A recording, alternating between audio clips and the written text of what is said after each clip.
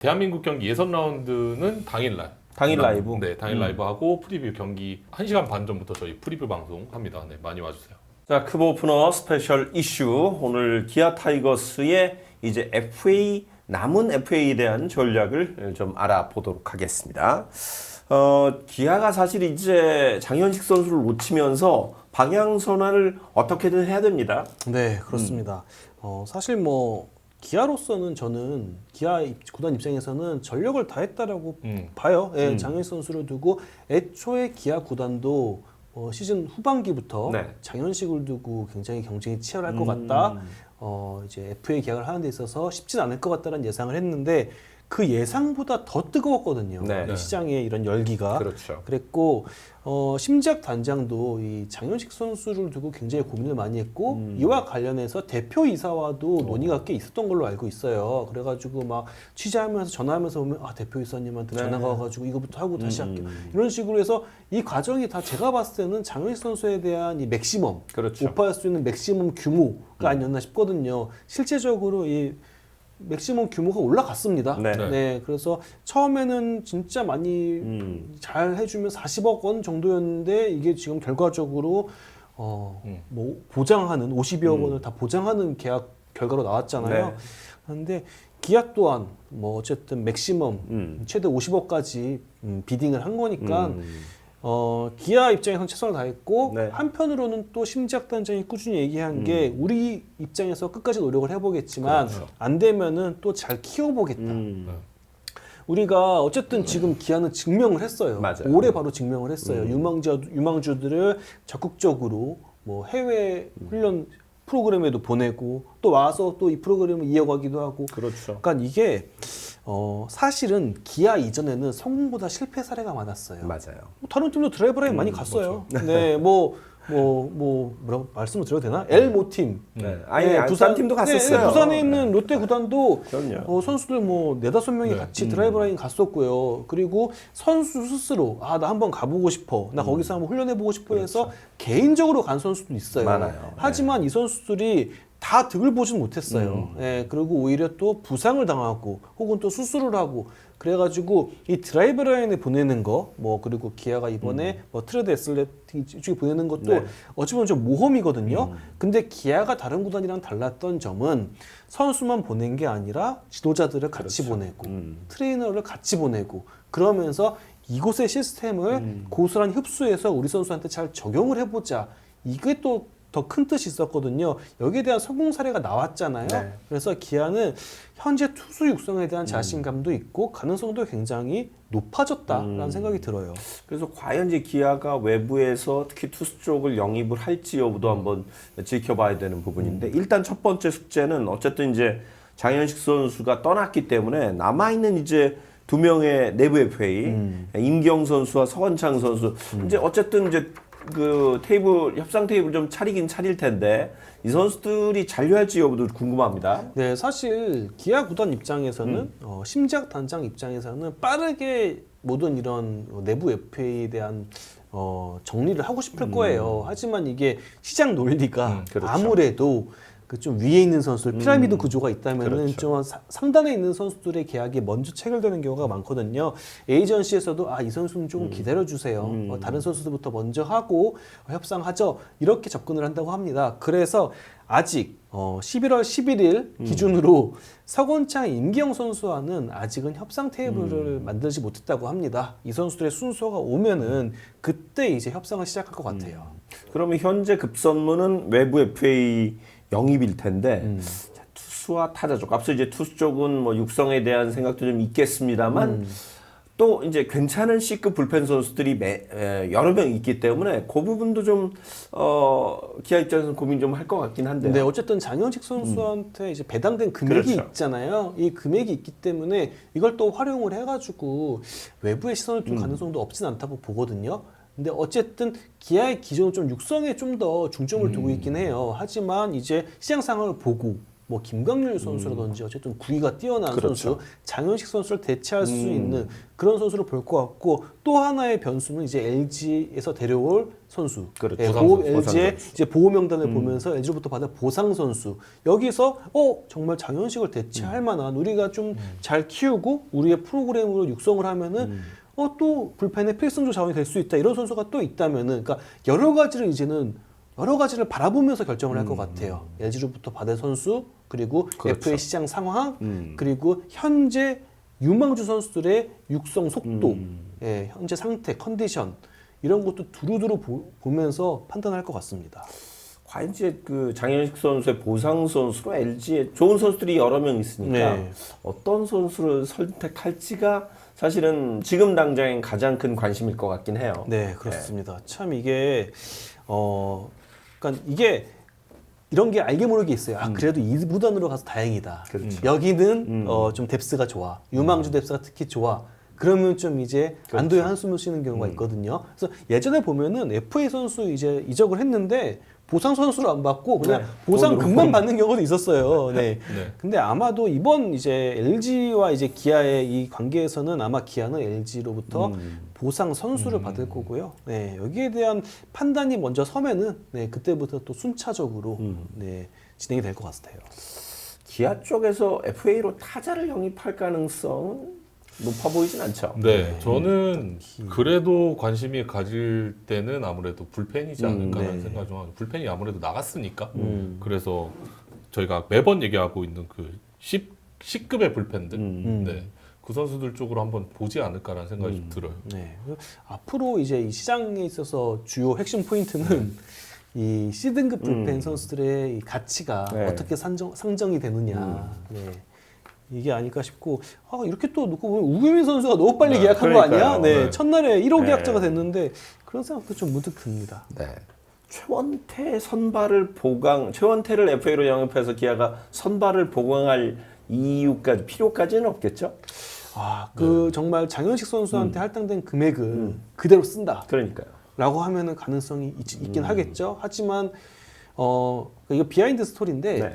이런 얘기가 좀 돌았어요. 8월경인데 이범호 감독이 이제 뭐 심작단장이랑 있는 자리에서 우리가 지금 이의리 선수가 네. 이제 수술로 이탈을 그렇죠. 했잖아요. 그래서 이의리 선수가 돌아올 때까지의 선발진 하나를 채울 수 있는 그런 무브가 있었으면 좋겠다라는 얘기를 했다라는 네네. 게 돌았어요. 그래서 그때 당시만 해도 엄상백이 그럼 기아에 가는 게 아닌가 이런 예상이 있었거든요. 근데 이 부분도 고려를 해야 돼요. 네. 만약에 최원태 선수를 잡아요. 그럼 또 이제 선발 5자리를 또 든든하게 채울 수가 있는데 그렇죠. 또 이의리 선수가 돌아오잖아요.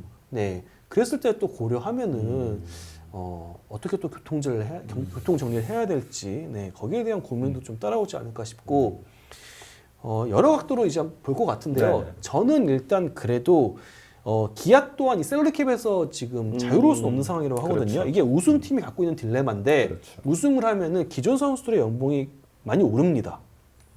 김도영 선수 아마 얼마 줄 거예요? 굉장히 역대급 이 인상 규모를 네. 받을 거예요. 그러니까 뭐 김도영 선수가 가장 많이 이렇게 인상이 되겠지만 다른 선수들도 인상이 된다고요. 그렇기 때문에 이 셀러리 캡에 대한 고민이 있기 때문에 외부 영입을 할 수 있는 선수의 이 계약 규모도 좀 한정이 되지 않을까라는 생각이 들고요. 그 대신 이듬해 1년 후에 FA 시장 네. 이때가 진짜 좀 또 쟁쟁한 선수들이 있거든요. 그때를 또 한번 바라보지 않을까라는 생각이 듭니다. 네. 이 부분에 있어서 굉장히 긍정적인 게 기아 타이거즈 구단이 올해 역대급 매출을 찍었습니다.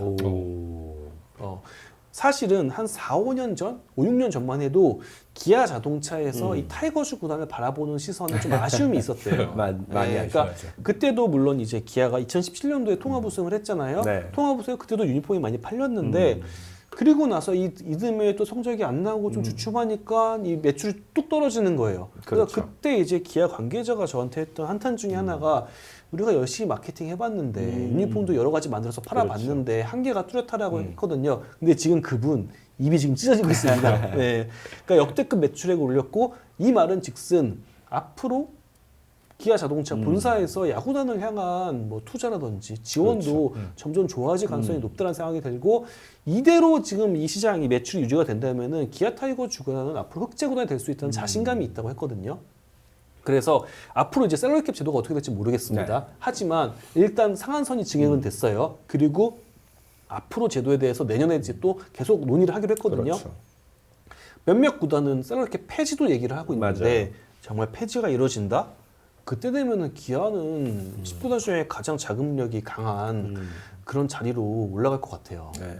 제가 부정문으로 드린 이유는 그러니까 지금 선발진이 비교적 탄탄한 팀이거든요. 네. 뭐 올해 이제 김도현 선수도 나왔고 여러 이제 그 뭐 5선발급 선수들 돌려서 잘 활용을 했던 팀이기도 하고 어쨌든 양현종과 뭐 윤영철 이런 선수들 안정적으로 돌아가고 있기 때문에 과연 선발까지 더 말씀하신 대로 이제 셀러리캡 문제도 있고 쉽지는 않겠다 이런 생각이 드는데 어찌됐건 지금 이제 장현식이 떠났기 때문에 불펜에는 장현식의 역할을 해줘야 될 선수가 누군가 나와야 되는데 네. 어떤 선수가 좀 후보가 될까요? 그러니까 제가 뭐 심작단장이랑 통화를 하다가 우연치 않게 이제 기아 퓨처스리그 경기가 열리고 있었어요. 네. 그 당시 이제 유튜브 중계도 하고 있었는데 하필이면 또 그때 유승철 선수가 던지고 있는 유승철. 경기였습니다. 네. 네, 그러면서 한번 좀 같이 보자고 한번 틀어보라고 그래 저한테 이렇게 얘기를 하더라고요. 네. 근데 진짜 많이 바뀐 거예요. 이 선수의 이런 투구 폼이나 투구 메커니즘이 굉장히 많이 바뀌면서 이 선수가 그 경기에서 아주 잘 던지지 못했습니다. 하지만 근데 일단 변화된 투구 폼에 적응하는 모습을 보여줬고 그리고 나서 또 1군 무대도 올라왔어요. 그렇죠. 그때 확실히 좀 발전했다. 그러니까 이 기아가 이 투수 육성 프로그램에 대한 자신감을 가질 수밖에 없구나라는 생각이 들었거든요. 그러니까 이렇게 지금 뭐 구단 내부에서 유학을 간다라는 얘기가 나오는데 유학을 갔다 와서 선수가 발전하고 기량이 향상되면은 충분히 장현식 선수의 공백을 메울 수 그렇죠. 있다라고 네. 보거든요.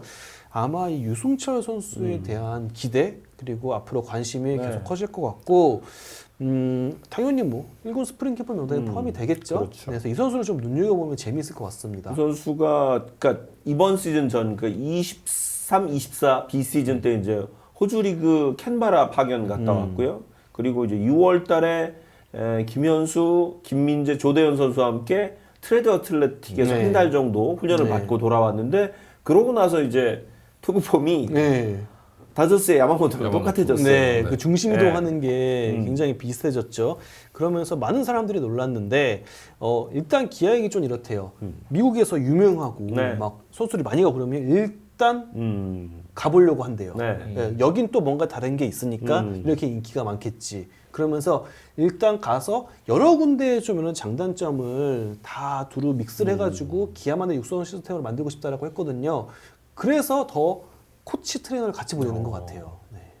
아마 또 하나 뭐 굵직한 게 있는데 기아는 이 비시즌에 실전을 하는 것도 굉장히 중요시 여기거든요. 호주로 지금 보내고 있잖아요. 그렇죠, 그렇죠. 그래서 더 넓게 좀 보고 있더라고요. 그래서 한 중남미 리그는 어때? 약간 이런 내부 논의도 있었던 걸로 알고 있거든요. 네. 호주에서 그 리그에서 실전하는 것도 얻어오는 게 있겠지만 만약에 중남미 리그에 간다면은 그렇죠. 또 여기서 얻는 것도 있을 것이다 선수들이. 그래서 리그마다 또 분위기가 있고 좀 특성이 있기 때문에 그래서 기아는 계속 해외로 선수를 훈련시키러도 보내고 네. 또 실전을 쌓기 위해서도 보낼 것 같아요. 올해도 지금 이제 김민재 선수와 장재혁 선수도 호주 ABL에 파견을 할 예정인데 어찌됐건 지금 그 갔다 온 선수들이 이미 뭐 곽도기 선수도 올해 좋은 모습 보였고 김기훈 선수도 또 가서 좋은 모습을 맞아요. 보였고 하니까 네. 이런 어떤 살아있는 증거들이 계속해서 나오니까 네. 선순환 구조가 만들어지는 것 같은 느낌이 들어요. 사실 이게 어쨌든 기아가 추구하는 게 예전부터 좀 이런 부분이 있었어요. 한 5, 6년 전 기아 타이거즈 구단은 시스템이 없다. 육성 시스템이 딱히 없다. 그렇죠. 그냥 어떻게 보면 좀 주먹구구식으로 선수들을 키우려고 하고 잘하는 선수만 이렇게 선별해서 1군에 올리고 아니면 또 내리고. 그러니까 이에 대한 마땅한 체계가 갖춰져 있지 않다라는 비난을 많이 받았어요. 그랬기 때문에 전임자인 뭐 전전임자죠. 이제 조기현 단장이 맷 윌리엄스 감독을 선임을 한 것도 미국에서 해온 걸 우리가 한번 좀 따라해 보자라는 의도도 분명히 있었거든요. 하도 이 육성 시스템에 대한 그렇죠. 부재가 아쉬우니까 그랬는데 이제 기아는 거기에 대한 해답을 찾았다고 보입니다.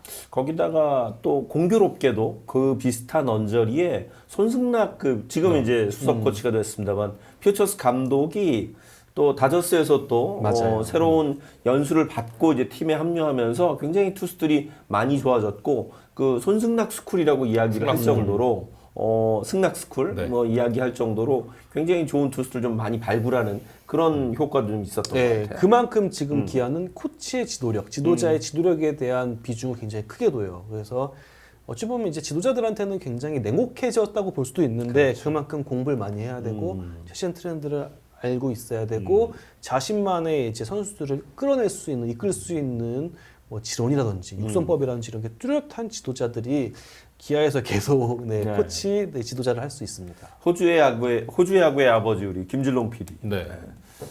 호주 리그가 선수들에게 큰 도움이 물론 이제 선수들마다 좀 다르긴 합니다만 어떻게 보세요? 갔다 온 선수들한테 제가 이렇게 얘기를 들어보면 굉장히 도움이 많이 된다라고 얘기해요. 실제로 지금 기아는 지금 올해도 잘했지만 그전 최지민 선수가 갔다 와서 맞아요. 잘했고 네. 일단은 강타자들이랑 상대를 하니까 이게 확실히 그 우리나라에서 외국인 선수를 상대할 때 그 생각보다 위화감이 느껴지지 않는데 이런 느낌을 받고 던진다고 하더라고요. 반대로 타자들은 외국인 선수를 바라볼 때 맨날 용병이죠. 네, 맨날 외국인이랑 용병 이걸 하다 보니까 특히나 또 외국인 선수들은 그냥 패스트볼이 아니라 약간 무브먼트 있는 그렇죠. 패스트볼을 많이 던지니까 그런 거를 보는 데 있어서 야수한테도 굉장히 도움이 많이 된다 이런 얘기를 했거든요. 제가 홍창기 선수한테 그 얘기 네. 들었어요. 네. 홍창기 선수가 지금처럼 뭐 국가대표 리드오프가 아니었던 시절인데 호주리 갔다 오고 나서 뭘 가장 많이 얻어왔냐라고 하니까 외국인 투수와 상대하는 법이라고 하더라고요. 그러니까 보통 2군에 있는 선수들이 1군에 올라와서 애를 먹는 게 압박감이 외국인 있어요. 선수 상대예요. 맞아요. 그러니까 기본적으로 외국인 투수는 키가 크고 그만큼 타점이 다르고 구위도 더 좋은 경우가 많잖아요. 그렇죠. 거기에 대한 뭐 타이밍 잡는 거라든지 뭐 이런 부분에서 애를 먹는데 계속 외국인 선수만 상대하다 보니까 여기에 대한 뭐 내성이 생기는 거죠. 그래서 2군과 1군의 가장 큰 차이가 이 외국인 선수의 유무인데 호주 리그는 이런 부분에서 확실히 맞아요. 유망주 선수한테 효과가 있는 것 같아요. 네. 제가 그 스프링 캠프 뭐 저 취재차 미국을 자주 갔었을 때 그 미국 야구 관계자한테 들었던 얘기가 그런 얘기가 있어요.